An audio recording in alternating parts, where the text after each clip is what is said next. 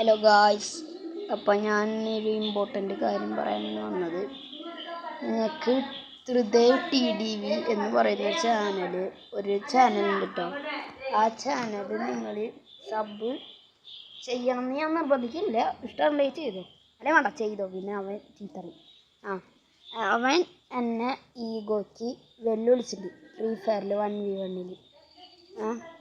അപ്പം ആണെങ്കിൽ അവൻ പറഞ്ഞ് snipers only 1v1 1 tap only craft ലാൻഡിൽ സ്നൈപ്പേഴ്സ് ഓൺലി വെച്ചിട്ട് ആര് ബൂയി അടിക്കണോ അവർക്ക് ഒരു ബെറ്റ് പോലൊരു സംഭവം വെച്ചിട്ടുണ്ട്.